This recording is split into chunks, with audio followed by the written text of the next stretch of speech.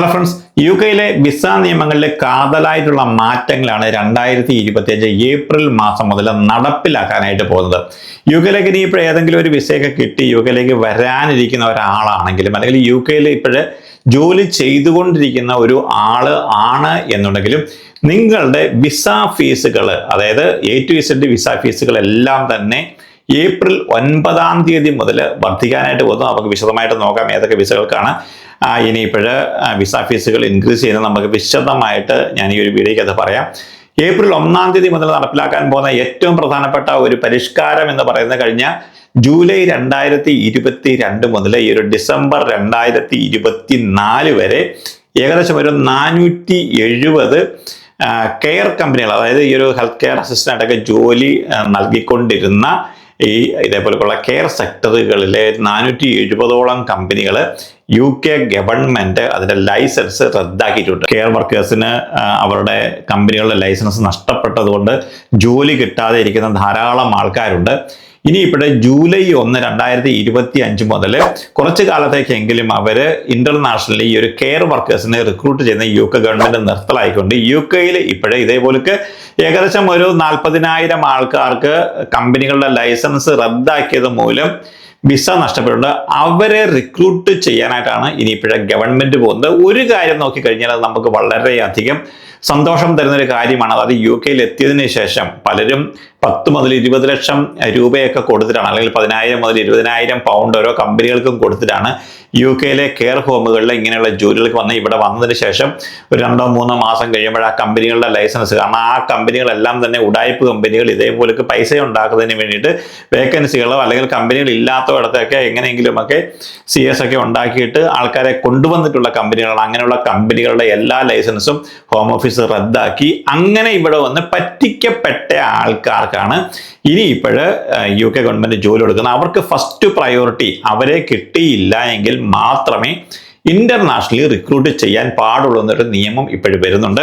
അതേപോലെ തന്നെ ഇങ്ങനെ വരുന്ന സ്കിൽഡ് വർക്കേഴ്സിന്റെ വേണ്ടുന്ന ആ ഒരു സാലറി 23,000, അതായത് 11 പൗണ്ട് 90 പെൻസ് ആയിരുന്നു പെർ അവറെങ്കിൽ ഈ ഒരു ഏപ്രിൽ മാസം മുതൽ അത് 25,000, അതായത് അവറിന് 12 പൗണ്ട് 82 പെൻസ് ആയിട്ട് വർദ്ധിക്കാനായിട്ട് പോകുന്നു. രണ്ടാമത്തെ ഒരു പ്രധാനപ്പെട്ട കാര്യം എന്ന് പറഞ്ഞു കഴിഞ്ഞാൽ യു കെയിലെ വിസ ഫീസുകൾ എല്ലാം തന്നെ വർദ്ധിക്കുന്നു എന്നുള്ളതാണ് ഏറ്റവും പ്രധാനപ്പെട്ട കാര്യം. അത് യു കെയിൽ ഇപ്പോഴും താമസിക്കുന്ന ആൾക്കാരെ സംബന്ധിച്ചോളം അല്ലെങ്കിൽ യു കെയിലേക്ക് വരാനിരിക്കുന്ന ആൾക്കാരെ സംബന്ധിച്ചോളം വലിയ ബുദ്ധിമുട്ടുണ്ടാക്കുന്ന കാര്യത്തിൽ യാതൊരു സംശയവുമില്ല.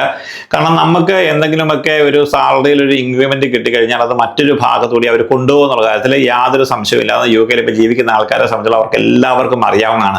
അതായത് നമുക്ക് നമ്മുടെ സാലറിയിൽ ഒരു 20, 25 അല്ലെങ്കിൽ 50 പെൻസ് കൂടി കഴിഞ്ഞാൽ 1 പൗണ്ടോളം മറ്റൊരു തരത്തിൽ യു കെ ഗവൺമെന്റ് തന്നെ തിരിച്ചെടുക്കും. അപ്പൊ അതുകൊണ്ട് തന്നെ അതൊരു കംപ്ലൈന്റ് ആയിട്ട് ഇപ്പൊ എല്ലാവർക്കും അറിയാവുന്നതാണ്. ഇപ്പൊ ആരും അതിനെക്കുറിച്ച് പ്രതികരിക്കാറില്ല. ഇപ്പൊ ഈ ഒരു ഏപ്രിൽ 9 മുതൽ വിസിറ്റ് വിസയോ ഡിപെൻഡന്റ് വിസയോ അല്ലെങ്കിൽ സ്കിൽഡ് വർക്കർ വിസയോ ഇനിയിപ്പോൾ 5 വർഷമൊക്കെ പൂർത്തിയാക്കിയിട്ടുള്ളവർക്ക് ഇനിയിപ്പോഴ് PR ഫീസ്, അതേപോലെ തന്നെ നമ്മൾ ബ്രിട്ടീഷ് സിറ്റിസൺഷിപ്പ് എടുക്കുന്നതിനുള്ള ഫീസ്, ഇതെല്ലാം തന്നെ ഏപ്രിൽ 9 മുതൽ വർദ്ധിക്കാനായിട്ട് പോകുന്നു എന്നുള്ള ഒരു പുതിയ വാർത്ത കൂടി ഇപ്പോഴും പുറത്തു വരുന്നുണ്ട്. മറ്റൊരു പ്രധാനപ്പെട്ട കാര്യം എന്ന് പറയുന്നത് നമുക്കറിയാലോ, ഇങ്ങനെ നമ്മുടെ നിന്നൊക്കെ അടിച്ചു മാറ്റുന്ന പൈസയാണ് ഇവിടെ കൊണ്ടുവന്നിട്ട് ഈ ഒരു അനദർ ഇല്ലീഗൽ ഇമിഗ്രൻസ് ആയിട്ട് യു കെയിലേക്ക് വരുന്ന ആൾക്കാർക്ക് ഇതേപോലെ തന്നെ 5 സ്റ്റാർ ഹോട്ടലുകളും അവരുടെ ചിലവ് മുഴുവനും കൊടുക്കുന്നതൊക്കെ നമുക്ക് അറിയാവുന്ന കാര്യമാണ്. നമുക്ക് ഇതിനെ ഒന്നും ചെയ്യാനായിട്ട് പറ്റത്തില്ല. കാരണം യു കെ ഗവൺമെന്റ് അങ്ങനെയുള്ള ആൾക്കാരെ ഇപ്പോഴും ധാരാളമായിട്ടാണ് യു കെയിലേക്ക് കടന്നു വന്നുകൊണ്ടിരിക്കുന്നത്. ഈ വർഷം ഇപ്പോഴ് മാർച്ച് ഒരു 20-22 ആകുന്നതേ ഉള്ളൂ. അപ്പോഴേക്കും ഏകദേശം 5,000-ഓളം ഇല്ലീഗൽ ഇമിഗ്രൻസ് ആണ് ഈ ഒരു ഇംഗ്ലീഷ് ചാനൽ കടന്നുകൊണ്ട് ഇവിടെ യു കെയിൽ എത്തിച്ചേർന്നിരിക്കുന്ന ഒരു കാര്യം കൂടി ഇപ്പോഴേ പുറത്ത് വന്നിട്ടുണ്ട്. നമുക്കൊന്നും ഒന്നും ചെയ്യാൻ പറ്റത്തില്ല. കാരണം അങ്ങനെയുള്ള ആൾക്കാർ തുടർന്നും വന്നുകൊണ്ടേയിരിക്കും. കാരണം യു കെയിലെ ആ ഒരു നിയമം മാറ്റാത്തിടത്തോളം കാലം ഇങ്ങനെയുള്ള ആൾക്കാർ വരും. അതിനനുസരിച്ച് നമ്മുടെ നിന്ന് നമുക്ക് കിട്ടുന്ന ആ വേതനത്തിൽ നിന്ന് അവർ ഇതേ രീതിയിൽ ഓരോ പൈസയും നമ്മുടെ നിന്ന് തിരിച്ചു മേടിച്ചുകൊണ്ടേയിരിക്കും. നമ്മളിവിടെ ജോലി ചെയ്യാനായിട്ട് വിധിക്കപ്പെട്ടവരാണ്. കാരണം നമ്മുടെ രാജ്യത്ത് നല്ലൊരു ജോലി നമുക്ക് കിട്ടുമെന്നുണ്ടെങ്കിൽ ഒരു കാരണവശാലും നമ്മൾ ആ രാജ്യം വിടുകയില്ലല്ലോ. ഇപ്പൊ കേരളത്തിനെ സംബന്ധിച്ചോളം നമ്മൾ മലയാളികളാണ്. നമുക്ക് കേരളത്തിൽ നല്ലൊരു ജോലി കിട്ടുക അല്ലെങ്കിൽ നല്ലൊരു ജോലി ഉണ്ട് എന്നുണ്ടെങ്കിൽ ഒരിക്കലും നമ്മൾ ഈ ഒരു യു കെയിലേക്കോ അല്ലെങ്കിൽ അമേരിക്കയിലേക്കോ ജർമ്മനിയിലേക്കോ ഒന്നും പോകത്തില്ല. അപ്പൊ നമ്മുടെ നാട്ടിലെ ഒരു അവസ്ഥ നമുക്കിപ്പോൾ കാണാവുന്നതാണ്.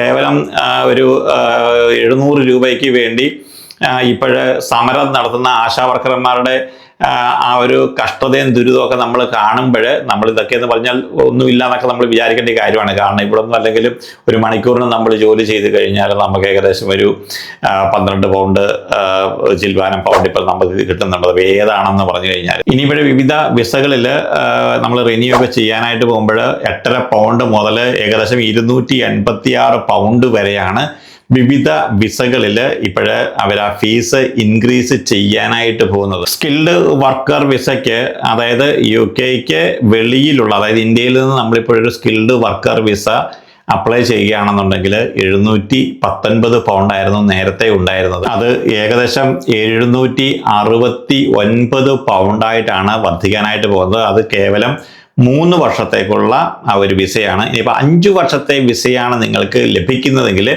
കറൻ്റ്ലി അതിൻ്റെ ചാർജ് എന്ന് പറയുന്നത് 1420 പൗണ്ടായിരുന്നത് 1519 പൗണ്ടായിട്ടാണ് വർദ്ധിക്കാനായിട്ട് പോകുന്നത്.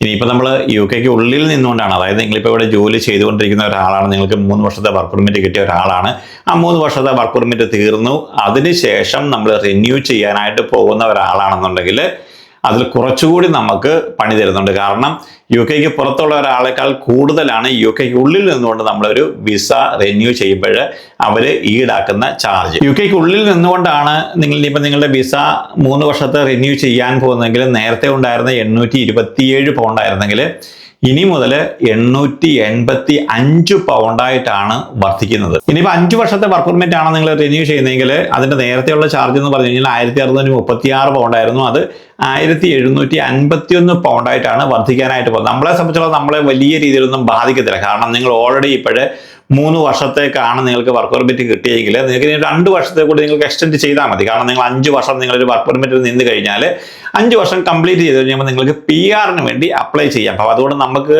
അത് വലിയ രീതിയിൽ നമ്മളെ ബാധിക്കത്തില്ല. ഇനിയിപ്പോൾ സ്പോൺസർഷിപ്പ് ഫീസ് നേരത്തെ ഉണ്ടായിരുന്നത് 1476 പൗണ്ടായിരുന്നു. ഇനിയിപ്പോൾ ഏപ്രിൽ 9 മുതൽ അത് 1579 പൗണ്ടായിട്ടാണ് വർദ്ധിക്കാനായിട്ട് പോകുന്നത്. നമ്മളെ സംബന്ധിച്ചോളം നമുക്ക് ഏറ്റവും കൂടുതൽ ബാധിക്കുന്നതെന്ന് പറഞ്ഞു കഴിഞ്ഞാൽ നമ്മളുടെ വർക്ക് പെർമിറ്റ് നമ്മളൊന്ന് റിന്യൂ ചെയ്യുക, ആ ഒരു വിസ റിന്യൂ ചെയ്യുക, അതേപോലെ തന്നെ നമ്മൾ PR എടുക്കുക.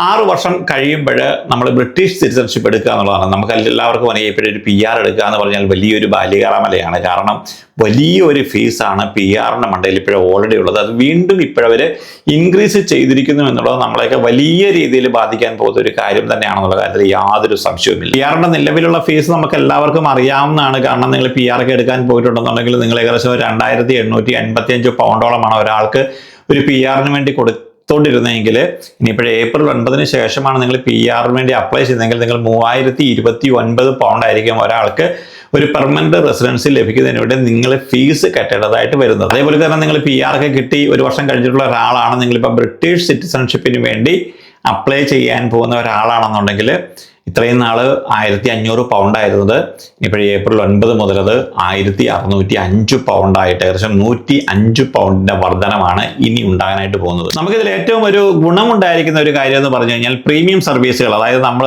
PR-ഒക്കെ എടുക്കുമ്പോഴേ പെട്ടെന്ന് നമുക്ക് കിട്ടാനായിട്ട് 1-2 ദിവസങ്ങൾക്കുള്ളിൽ കിട്ടാനായിട്ട് നമ്മൾ ഫീസ് കൊടുക്കാറുണ്ട്. അപ്പോൾ അങ്ങനെ കിട്ടിക്കഴിഞ്ഞാൽ എന്തൊക്കെ നിയമങ്ങൾ മാറുമോ, അല്ലെങ്കിൽ അതിനു മുമ്പ് നമുക്ക് കിട്ടുമല്ലോ എന്ന് വെച്ചാൽ ചിലപ്പോൾ ഈ ഒരു PR കിട്ടുന്ന ഒരു കാലാവധി എന്ന് പറഞ്ഞാൽ ഇപ്പോൾ വലിയ 1, 2, 3, 4 മാസങ്ങളൊക്കെ കഴിഞ്ഞായിരിക്കും നമുക്ക് കിട്ടുന്നത്. ഇതിനോടൊക്കെ എന്തെങ്കിലുമൊക്കെ വ്യത്യാസങ്ങളൊക്കെ വന്നു കഴിഞ്ഞാൽ നമ്മൾ പെട്ടുപോകും. അതുകൊണ്ട് നമ്മൾ പലപ്പോഴും ഇപ്പോഴേ ചെയ്യുന്ന ഒരു കാര്യം എന്ന് പറഞ്ഞാൽ പ്രീമിയം സർവീസുകളെ ഡിപ്പെൻഡ് ചെയ്യുകയാണ് ചെയ്യുന്നത്. പക്ഷേ ഭാഗ്യം എന്നോണം പ്രീമിയം സർവീസുകൾക്ക് അവർ ചാർജ് കൂട്ടിയിട്ടില്ല എന്നുള്ളത് നമ്മൾ എടുത്തു പറയേണ്ടുന്ന ഒരു കാര്യമാണ്. എന്തുകൊണ്ടാണ് ഈ ഒരു പ്രീമിയം സർവീസിന് ഒരു ചാർജ് കൂട്ടാത്തതെന്ന് വെച്ച് കഴിഞ്ഞാൽ അത്ഭുതമാണ്. കാരണം കൂടുതൽ ആൾക്കാരും പ്രീമിയം സർവീസിനെ ഡിപ്പെൻഡ് ചെയ്യുന്ന ആൾക്കാരാണ്. എന്തായാലും ഗവൺമെന്റിന് ആ ഒരു കാര്യത്തിൽ നമ്മളോട് കുറച്ച് പരിഗണന നൽകിയിട്ടുണ്ട്. ഈ ഒരു പ്രീമിയം സർവീസിന് അവർ ചാർജ് കൂട്ടിയിട്ടില്ല. നമ്മൾ അടുത്തൊരു വീഡിയോയിൽ കാണുന്നതൊക്കെ എല്ലാവർക്കും വേണ്ടി നന്ദി, നമസ്കാരം.